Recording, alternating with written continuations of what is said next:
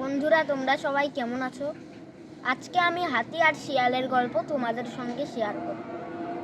সে অনেক অনেক দিন আগের কথা। চারিদিকে তখন কি সুন্দর সবুজ বন, ঝোপঝাড় আর দিগন্তে ঝুঁকে পড়া নীল আকাশ। মানুষ ও প্রাণীরা ছিল খুব শান্তিতে।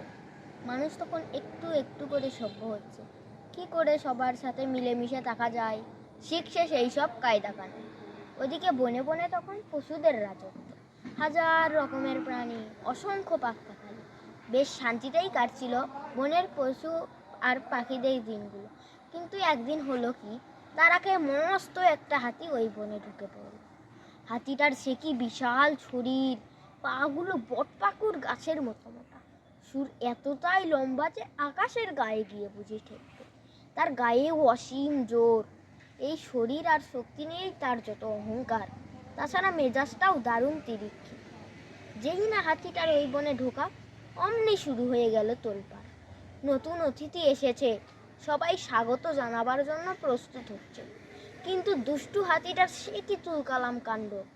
প্রচণ্ড জোরে গলা ফাটিয়ে দিল প্রচণ্ড একটা হুংকার। থর থর করে কেঁপে উঠল সমস্ত বন। নিশ্চিন্তে গাছে বসেছিল যে পাখিগুলো, তারা ভয়ে ডানা ঝাপটাতে শুরু করলো। মাটির তলায় লুকিয়েছিল যে ইঁদুর, গুবরে পোকার দল, তারাও বুঝতে চাইল কি এমন হলো যে থর থর করে কেঁপে উঠল পৃথিবী। হাতিটা দিনে দিনে হয়ে উঠল আরো অহংকারী। হালুম বাঘ মামা, সেও হাতিটার কাছে আসতে ভয় পায়। সিংহও হাতিটার ধারের কাছেও ঘেঁষতে চায় না। একবার হাতিটা নিরীহ একটা খরগোশকে পায়ের তলায় পিষে মেরে ফেলল, আর একটা হরিণকে সুরে জড়িয়ে ছুঁড়ে ফেলে দিল দূরে। সেই থেকে বনের কারো মনে আর শান্তি নেই। কিন্তু এভাবে কি দিন যায়? একদিন সকল প্রাণী এসে জড়ো হলো সিংহের গুহায়। এর একটা বিহিত চাই, সবার মুখে এক কথা।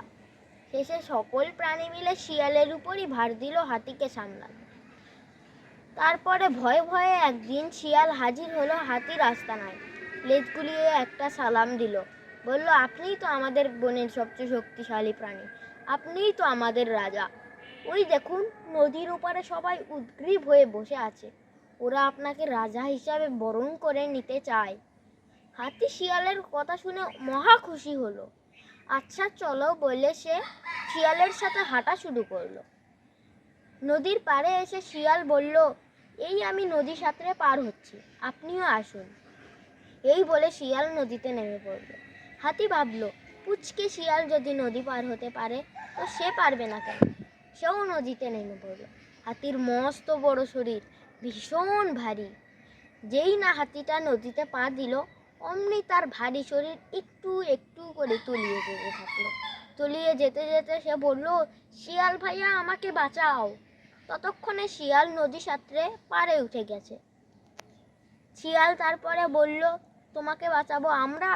তোমার অত্যাচারে এতদিন আমরা বনে সবাই কেউ শান্তিতে ঘুমাতে পারিনি। শিয়ালের কথায় প্রতিধ্বনি করে সকল প্রাণীরা সমস্বরে বলে উঠল, ঠিক বলেছ শিয়াল ভাইয়া, দেখবো না আর হাতির ছায়া। আমরা এখন মুক্ত স্বাধীন, নাচছি সবাই তাধিন তাধিন। বন্ধুরা, আজ এই পর্যন্তই। দেখার পর লাইক এবং কমেন্ট করুন, সাথে একটু শেয়ারও করে। আল্লাহ হাফেজ।